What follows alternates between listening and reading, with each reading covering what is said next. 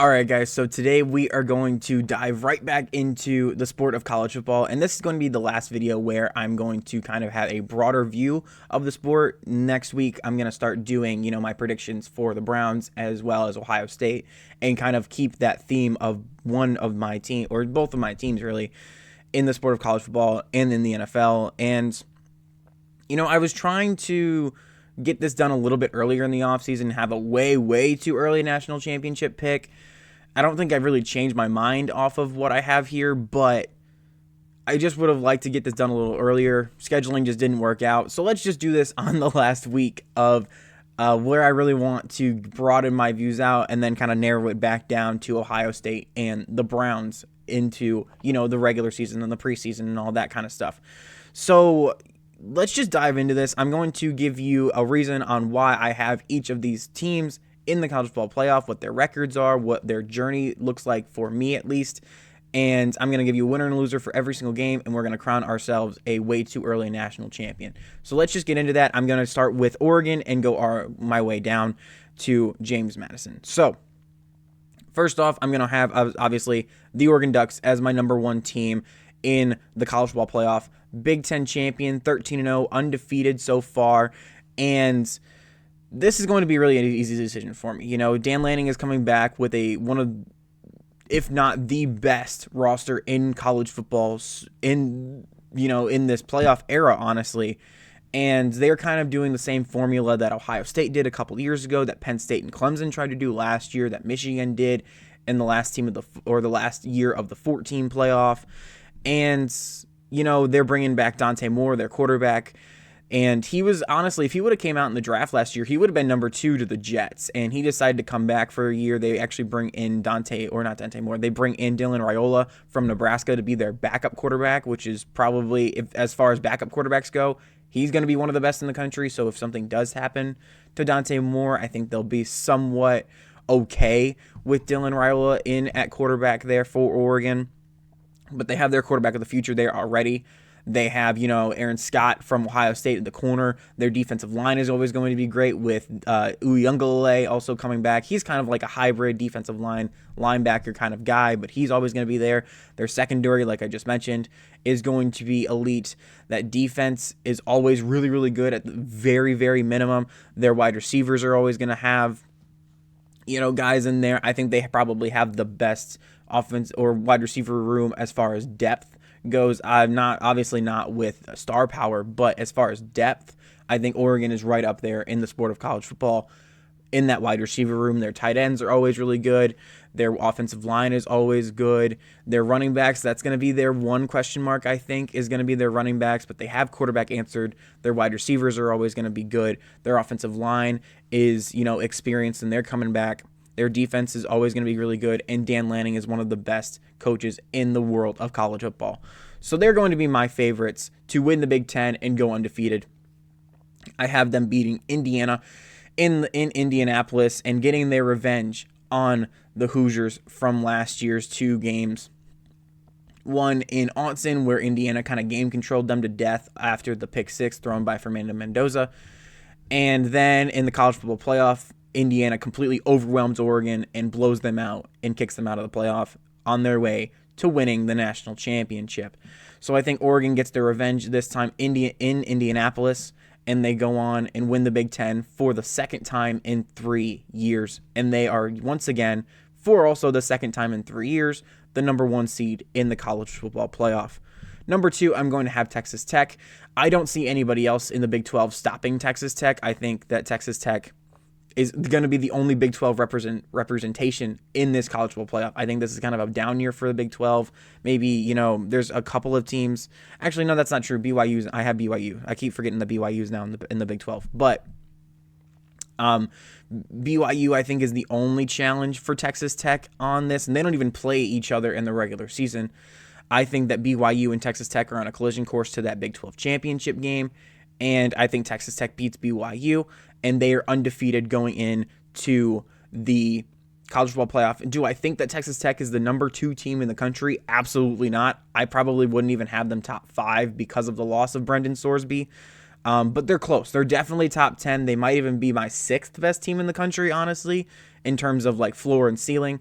But right now, I think that the worries at quarterback are not going to be as seen. I think they're going to look like they're solved during the regular season. This is going to be the test. Is Texas Tech in the playoff, and we'll see what happens with that. Number 3, I'm going to have Notre Dame. Notre Dame is going to be 12-0 coming into this. I don't see anybody else challenging them. I know they play Miami and they play BYU on the road, but Miami at home in South Bend late in the season. It's going to be cold. That's going to be an environment that Miami is not really familiar with. So I have Notre Dame beating Miami in that game. I have Notre Dame also beating BYU in that game as well. So, yeah, that's just going to be my thing. I originally did have Notre Dame as my number 1 seed in the playoff, but I think the committee respects, teams like Texas Tech and Oregon playing that extra game in their conference championship, and not only doing that, but also winning that game. So they're both going to be 13-0. Notre Dame will be 12-0 if these predictions kind of, are correct. I think they get the nod over Notre Dame. I do think that Notre Dame is better than Texas Tech. I think it's a competition. You can argue if Notre Dame is better than Oregon. I think I would personally take Oregon, but Notre Dame is going to be my 3rd seed in the college football playoff. Next, I'm going to have Texas. They're going to be my first non-undefeated team in this playoff. I have them going 12-1. The SEC champions, the Texas Longhorns, they defeat the Georgia Bulldogs in the SEC championship game, and for the first time it's going to be not Georgia and not Alabama winning the SEC championship. Finally, we're still going to have either Georgia or LSU, I guess, won in 2019, but ever since then it's been Georgia and Alabama going back and forth and back and forth and back and forth in this SEC championship. I think now we get a break, and Texas finally breaks through against Kirby Smart. And, Steve Sarkisian finally can start talking a little crap. He's still been talking crap all offseason, but he kind of has a backbone to his words, I guess you could say. So Texas in at 12-1. And then I'm going to go down to the 5 seed with Georgia. Georgia, I'm also going to have 12-1, but they entered the regular season, or, entered the SEC championship at 12-0. I don't really see, I looked at their schedule, I don't really see anything that's really going to be a challenge. Depending on how you feel about Ole Miss, I'm not very high on Ole Miss, so I think Georgia beats Ole Miss there. Florida is entering their first year as with their new head coach. Auburn's also in a rebuild, same thing. They play Alabama in Tuscaloosa, but I don't expect really very much out of Alabama this year in terms of playoff contention. So I have Georgia also beating Alabama there, and I kind of think that Kirby Smart kind of got over his Alabama demons and Kalen DeBoer demons in that SEC title game last year. So I have Georgia beating them, and they don't play Texas. They don't play LSU. I don't think so, at least. I feel like I should know this. Do they play LSU? I think they actually might. LSU plays Texas. So, yes, I do think they don't play LSU. They don't kind of avoid the top dogs of, no pun intended, of the SEC. We'll see what happens with that. But I have Georgia as my 5 seed. They were 12-0 going into the SEC championship game. They lose to Texas in Atlanta, and they play the Group of 5 representative in James Madison. I'll just get that out of the way. It's going to be James Madison for at least my predictions. The Group of 5 is just such a crapshoot that no one can really make very good predictions about the Group of 5. So I'm just going to go with James Madison. They consistently are, one of the top contenders for that Group of 5 spot in the playoff. So I'm just going to let that be. I don't have any confidence in James Madison making the playoff, but I also don't have any confidence in any other Group of 5 team making the playoff. So I'm just going to have James Madison there. Number 6, we're going to go down to the Miami Hurricanes, the winner of the ACC. I think their only loss in the regular season comes to that Notre Dame team that is also the 3rd seed, and they have entered the ACC championship, maybe against Louisville, and they beat Louisville, and they go into the college football playoff with a home game. And the reason why I did not give them a bye is because of that loss to Notre Dame.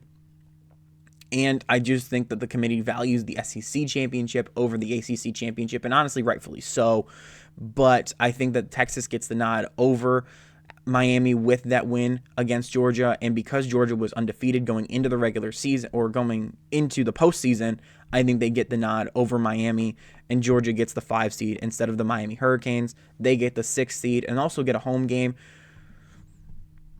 The Miami home field advantage is very, very, it's not real. It's not real. Miami, I've made this joke before, Miami had more fans in the national championship game than they did in a regular home game. And they were played in the same exact stadium. Miami had home field advantage for that national championship game against Indiana last year, and they had more fans there than they did in an entire home game last year. Like, Miami's fan base is just a bunch of bandwagons. We'll see what happens with a home game in the playoff, but I don't like Miami. I don't like their fan base. I just think they're a bunch of bandwagons that, hop on, and once Miami is somewhat decent and when they're not, you can never find a Miami fan on the internet or even in person at a Miami game ever. So, anyways, Miami is going to be at number 6, my ACC champion. And they finally win the ACC for the first time since being in the ACC, which is very weird to say, but it's true. Miami has not, I don't even think Miami has made the ACC championship game since they've been in the conference. They finally break through that, and not only that, but they win the ACC and get a home playoff game. Indiana is going to be my number 7 seed. They're going to be the Big Ten runner-ups against Oregon.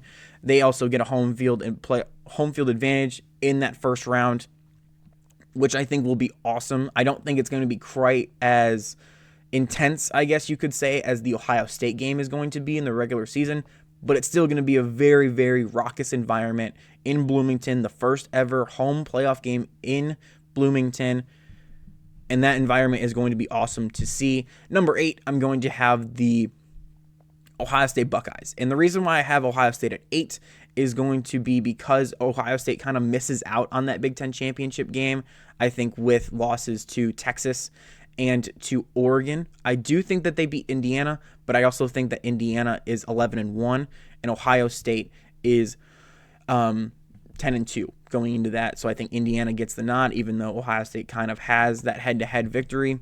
I don't know how tiebreakers work in the Big Ten. Maybe Ohio State does get the nod over Indiana, but I think Indiana goes because they have the better overall record versus Ohio State. Correct me if I'm wrong there. I could very well be wrong because maybe it's, conference record, and if that's a tie, it's head-to-head, and then it's overall record.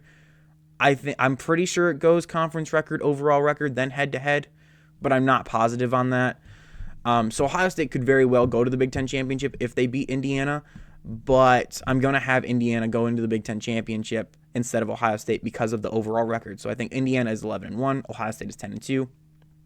Indiana gets the nod and goes to play Oregon in Indianapolis.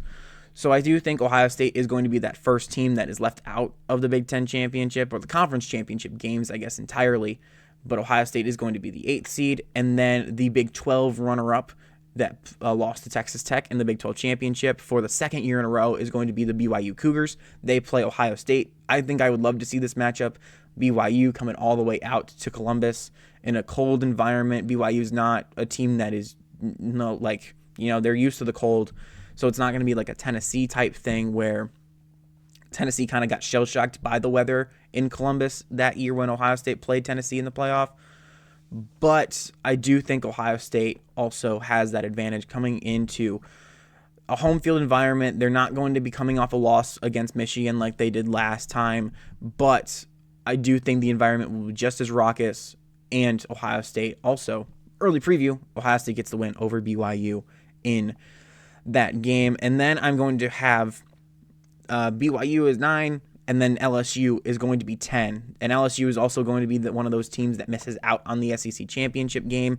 I have them losing to Texas. And one of their other games, you could count Ole Miss. You can count another, sneaker team in the SEC. I think they lose a game that they really shouldn't. I do think if you made me predict, a game, LSU and Ole Miss, I do think I would pick LSU in that game because, LSU has the better coaching staff. They have the better players top to bottom. They don't have a better quarterback because Trinidad Chambliss is a top 5 quarterback coming into this year, but I just don't like Ole Miss this year. I like LSU And I just think that they kind of sneak into the playoff after missing out on the SEC championship game with Lane Kiffin.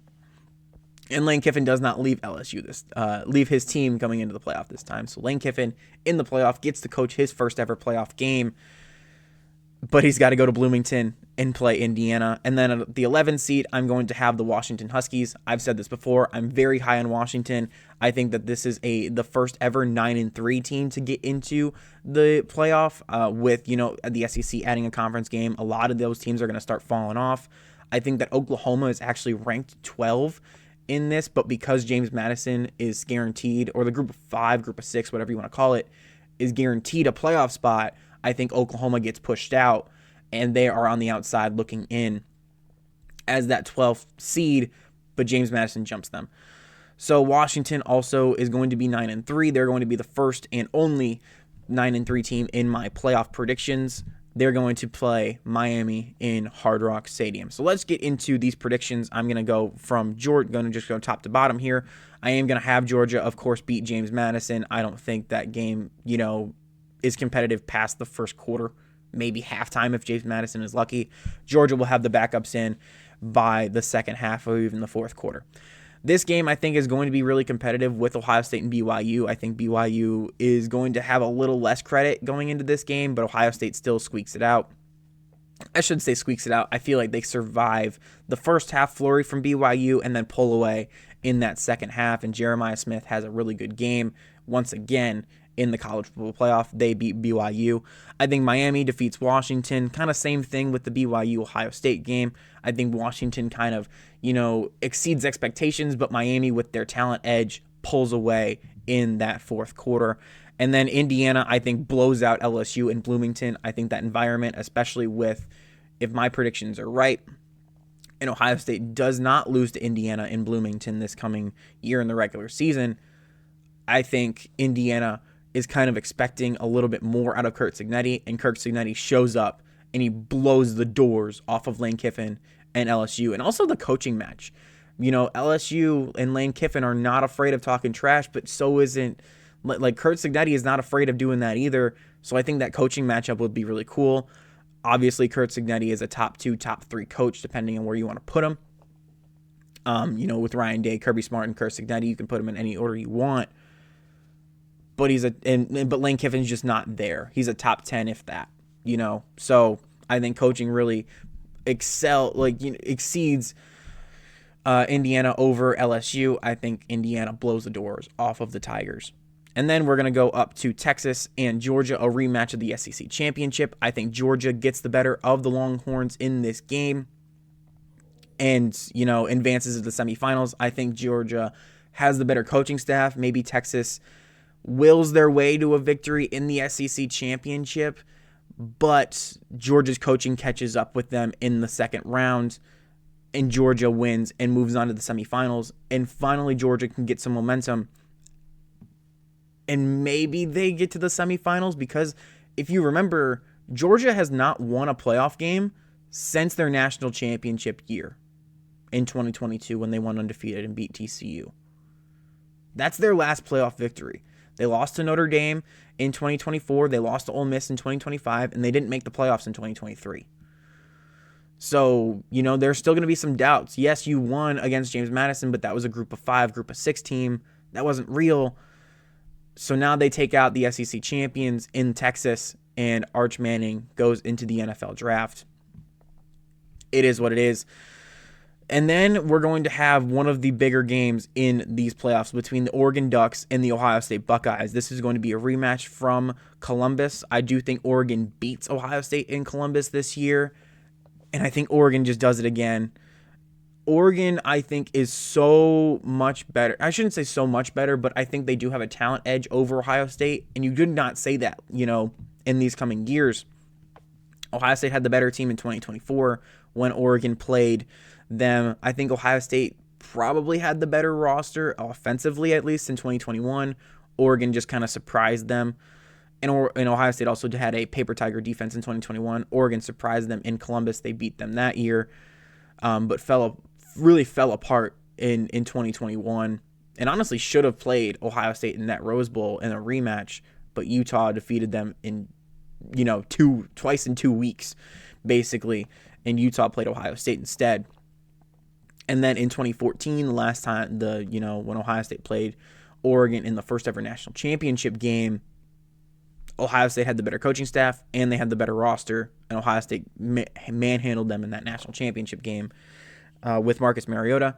I think this year Ohio State does have the better coaching staff, but Oregon has the superior roster this time from top to bottom, and they get the victory finally in a playoff game against the Ohio State Buckeyes, and that's really where Oregon has struggled, is these playoff games. I think Oregon finally gets over that hump and defeats Ohio State, and maybe this is a shootout type game where both defenses are kind of struggling to stop the ball, but I trust Oregon to get that one stop more than I kind of trust Ohio State's defense. And maybe this Ohio State defense looks a little bit different from the beginning of the season, what we're expecting in the end of the season. I just think the floor is a little bit more higher than we're expecting for the Oregon Ducks, and they will their way to victory with maybe a game-winning interception or a game-winning stop on fourth down, and they break Ohio State's hearts. It sucks as an Ohio State fan, but I got to stay neutral here. I got to have Oregon advancing and playing Georgia in the national semifinal. Notre Dame survives against Miami. I do think this is a little bit closer than the regular season matchup, but I still think Notre Dame is a better team than Miami this year with all that they have coming back. They are losing Jeremiah Love, but they're going to have probably one of the best defenses in the country. They're going to have a really good wide receiver unit. They're going to have a really good quarterback like they always do. So I'm just going to have Notre Dame there. Yes, I think Miami keeps it a little bit closer. I just don't see it with Miami taking down Notre Dame. And also, this is going to be another revenge factor for Notre Dame getting left out of the playoff last year for Miami, basically. So Miami season is ended by the Irish. And Texas Tech in Indiana, I think Indiana beats Texas Tech, and we get an upset here. I think Indiana will be favored in this game. But seeding-wise, I do have Indiana beating the Texas Tech Red Raiders, and this is where Texas Tech's quarterback situation is really going to kind of show its ugly. It's gonna be bad. You know what I mean? So I think this game right here is going to show why Brendan Sorsby was, kind of a really good get for Texas Tech, and his absence is going to be really, really shown in this game. And I just think the coaching staff is that much better for Curt Cignetti in Indiana. Hoover maybe has a really good game. He has a tendency of throwing interceptions, but he also has a really good tendency of making huge plays. I think this is one of these games where Texas Tech falls victim to the big plays, and Indiana beats Texas Tech by maybe a couple scores.